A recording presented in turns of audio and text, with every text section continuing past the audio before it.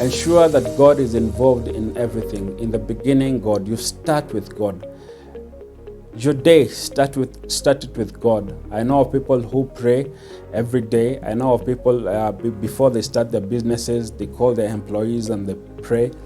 It's always good to involve God in all the decisions that you make. Make God a partner. I only have 24 hours in a day, and for me to get more 24 hours, I hire people. When I hire them, they give me more time and I'm able to get more productive. Good morning, good evening, good afternoon, depending on where you're watching us from. I think I would say Happy New Year to some people that are joining us for the first time. This is Financial Diet, and we are happy and glad to come to you again. And your financial well-being is always our concern. And last week we talked about a number of things that we think you can do, and we said that you matter. And doing better is what is our concern. You getting better financially is what we long for and we look forward to. And we said that we have three categories of people. Category A, those that are financially astute. Category B, them that are not astute but are not struggling. And then we said category 3 or C is them that are struggling financially. And our desire is that them that are financially, whichever category that you're in, if you're in category 1, that you get better in category 1, that if you're in category 2 and 3, that you move from category 2 and go to go to 1, and if you're in category 3, you go all the way to category 1. That's our desire, and we are happy when you're happy. We are happy when you get better. We are happy when you grow. We are happy that when we see you improving, and we are always very grateful for your feedback. And thank you for them that have reached out to tell us about a number of things that we should do, and a number of things that you'd want to hear from us. Keep telling us, and we will keep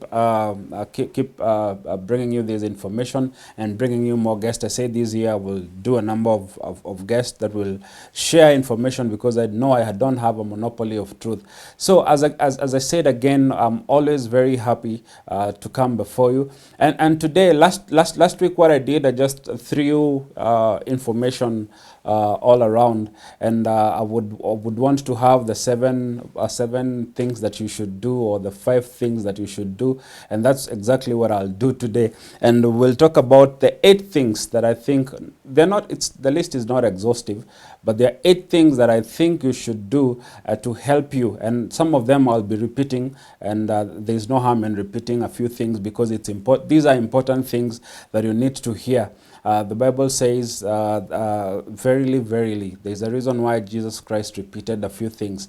It's emphasis, and it's the best time to emphasize and repeat a number of things so that you do them. If you, for example, budgeting, you don't budget today and then next month till December you don't budget. No, budgeting is something that you do January, February, all the way till December.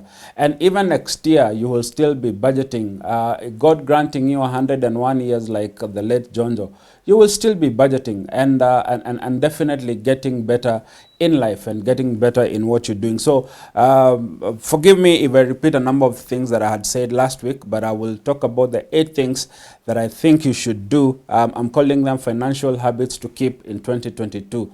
Financial habits to keep in 2022. A habit is something that you do over and over and over again. They say an action, once repeated several times, it becomes a habit.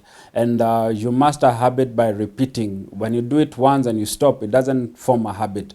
I know of a friend of mine who was struggling, and I know you know a number of people who've been struggling. They started by 1 bottle of alcohol, and then it became a habit and it became an addiction.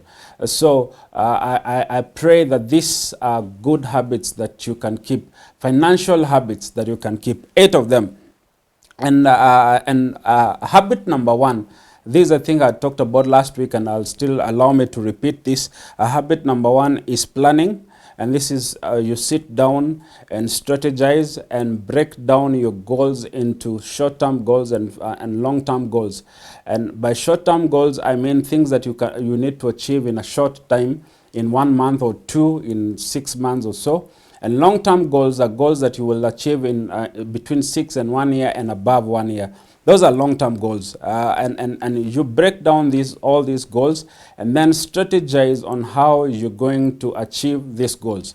If you've not written down a goal, it remains an idea. And an idea written down, you are able to look at it and work on it and transform it into an action. And when you action it, sometimes you fail, sometimes you succeed. If you fail, don't be discouraged, keep at it. If you succeed, it motivates you to do better and better, and you grow and you get better. And I said planning and strategizing. Strategizing is, for example, I need to pay, I remember last week someone was talking about how they plan for their kids' schooling, how the kid would go to high school. And that is a long-term goal, but they started pursuing that financial goal at a very early age. And every month, they know 10 years from now, my kid will be in high school, will be in campus. You start now, you save every month, say 10,000, 20,000, whichever amount. And it looks small right now, but when you accumulate that for 10 years, when you accumulate that for 5 years or 3 years, it becomes a big amount. And sometimes people wait until that particular day that will get a bonus, or that particular day that they will hit this deal for them to action on some few things. But when you plan, and that's okay. It's okay when you have a windfall and you know a windfall is going to come. You plan how you're going to use that money. So plan, and it's good time to plan, especially if you didn't do planning last year, which was the best time. If you didn't do planning last year, January is still fine because you have a whole lot of time ahead of you. Point number 2, habit number 2, this is saving. Sometimes people will want to use everything and forget that there are some needs that will come and some that you've not planned for. And savings, I call a financial buffer or an emergency fund as a saving. Over and above that, you still need to put money aside to help you in some of these things. For example, as I said, when you plan for a big assignment, when you plan for rent, you don't next month, if you're paying mortgage or you're paying your rent, you don't wait until next month for you to begin putting that money aside. If you have income, definitely you'll know money will come in and you will set it aside for savings. So it's important to save. It's important to put money aside. And that money, someone said, there's a Kikuyu saying that old age, I don't know, eats or consumes youth. Whatever you invest now, it's what you're going to consume when you grow old. So it's the best time to start saving, because I know of people who get sleepless nights when they get a tire burst, or they're stopped by the police and they're told that their tires need to be changed and they don't have money for that. It's good to have a financial buffer, some money that you've set aside. 1 month expense or 2 months. Some people are fired and you will stay on your savings. So savings are important. Let me not go into depth about saving. I will one day talk about purely savings. Habit number 3 that you need to cultivate, and I think I said this last week, habit number 3 is staying away from debt. And staying away from debt, people say that there's good debt and bad debt, and it's good to identify what is good debt. Debt, money that you borrow to consume, that is bad debt. Money that you borrow to invest, that is good debt. So stay away from bad debts unless it is very necessary. Unless it is very necessary. And I said last week, if you're borrowing money, borrow money that is least expensive. And then again, if you are in debt, if you're already in debt and you're in that cycle of debt, how do you break out of debt? You plan, as I said, you plan, strategize, and then start paying the smallest debts. Lipa pole pole. Pay the small amounts. Sit down with the people that you owe a lot of money and come up with a plan of how you will pay them pole pole. And little by little, step by step, you will find yourself out of debt. And come up with a timeline. Within 6 months or within 1 year or within 3 years, I should be totally debt-free, and work yourself out of debt. Habit number 4, and it's important. I said that, that sometimes you will find yourself in situations that young people don't think at some point that they will ever grow old. Or if you, we have seen the pandemic having people had given options to retire early. We've seen people being given, actually fired from their jobs. Sometimes you report to your job and there's nothing, there's nothing for you. This is not time for you to give up. If you find yourself in such a scenario, it's not time for you to give up. But whatever it is that you do, this habit, it's saving for your future. Setting money aside, not for now, not for next year, but for your future. I heard of someone who said that when I grow old, I do not want to be a bother to my kids. I want to have my kids enjoy coming to stay with me, enjoy time with me. I want to be supportive to my kids because they have already secured the future. And how do you secure your future? The investments plans that you can invest into. We know of funds that you can put money into and they will give you good returns when you're old. You can set aside deposits, fixed deposits, money aside that you will not use now, that you'll use when you're old. Someone told me that you can buy property now, knowing that for sure that this property will increase in value. And the intention of this property is to help you when you grow old. And we've seen people coming up with rentals, people buying land. And this land is purely for their old age, that when they grow old, when they don't have energy to work, energy to run around chasing money, that they will have money that they have set aside to take care of them in their old age. And they will live a comfortable life. But if you're old, and I said in this program I talk to everyone, if you're old and you find that you're in your old age, try as much as you can. I remember someone saying that the owner of KFC started KFC when he was old. We've seen people running for big offices when they're very, very old. It's not late until you're down on the ground. And the Bible says, actually not the Bible, it's someone who quoted some quote that I liked, that every time you see the sun rising, there is a reason why God has given you that day. Live that day to the fullest and maximize on that day. So that is habit number 4. Habit number 5. Habit number 5 is ensure yourself. Ensure yourself. Ensure yourself. I said last time, when you hear of accidents, people do not plan to knock people. People do not plan to. I have seen on the highway several times. I think 2 or 3 times. I found vehicles burning. They didn't plan for their vehicles to burn. It's a machine; it can burn.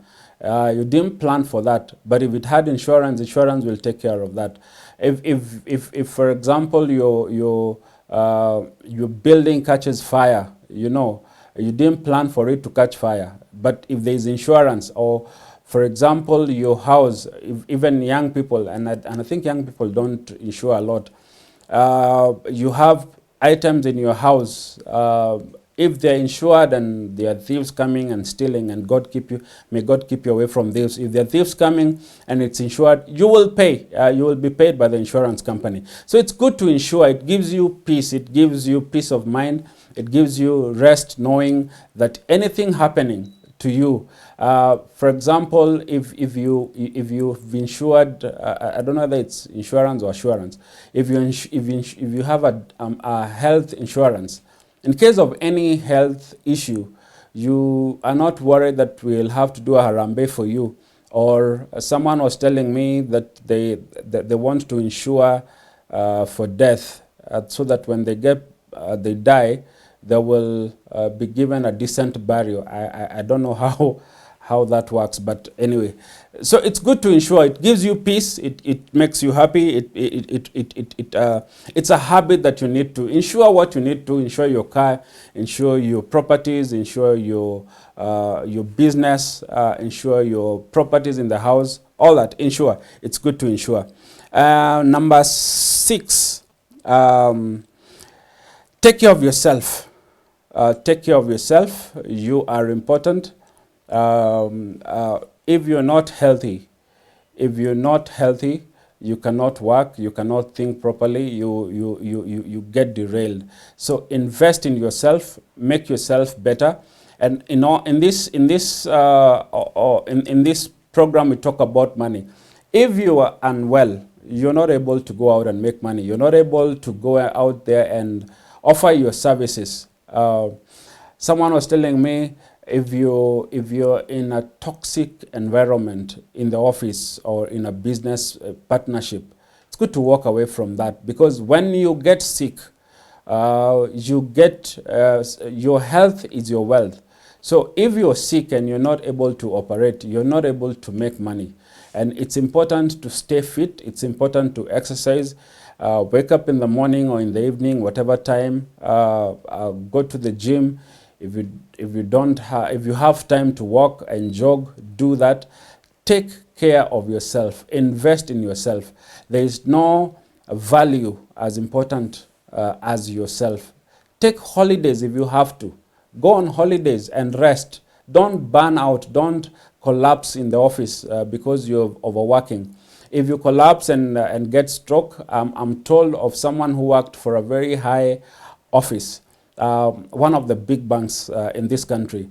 And this person was in the office like throughout. They only got 2 or 3 hours to rest.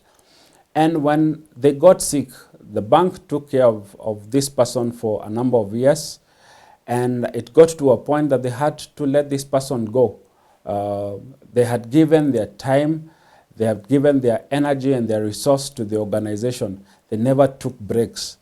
But don't forget, organizations will outlive us. Organizations will live beyond us. Take care of yourself. There's nothing as important as yourself. If you're well, if you're healthy, you're able to think, you're able to get friends, you're able to strategize, you're able to do all these habits. So it's good to take care of your health. Take care of yourself and improve yourself. Learn a habit or two, get yourself better. If you are struggling with debt, get to know how to get out of debt. If you are struggling with savings, you don't save, you eat all the money. Get to know how to save. Improve yourself, invest in yourself, or better yourself. And then I think we're at number 6. Number 6 is manage your time well, and I will not spend so much time in that. Manage your time well. Time is money, and if you respect time, time will respect you, and it will give you returns. Yeah, it will give you returns. Some people invest in they know how to invest in things that will buy them time. Someone was telling me that I only have 24 hours in a day. And for me to get more 24 hours, I hire people. When I hire them, they give me more time and I'm able to get more productive. Respect time and properly manage your time. And the last one, and I think this is number 8, the last one as I close. The last one is ensure that God is involved in everything. And I think this should have been number 1. Ensure that God is involved in everything. In the beginning, God. You start with God. Your day, start it with God. I know of people who pray every day. I know of people, before they start their businesses, they call their employees and they pray. It's always good to involve God in all the decisions that you make. Make God a partner. I have seen this reducing, but in the olden days, we used to have these posters in the house that used to say that God is the silent listener to every prayer, and they have partnered with God and they made God their key. So make God your key in making money, because it is Him that gives us power to make wealth. If God is not involved, many things would go wrong and will definitely go wrong. But when you involve God, God will get you out of situations and issues that you will definitely would not have gotten yourself out of. When you involve God, He makes everything beautiful. God bless you.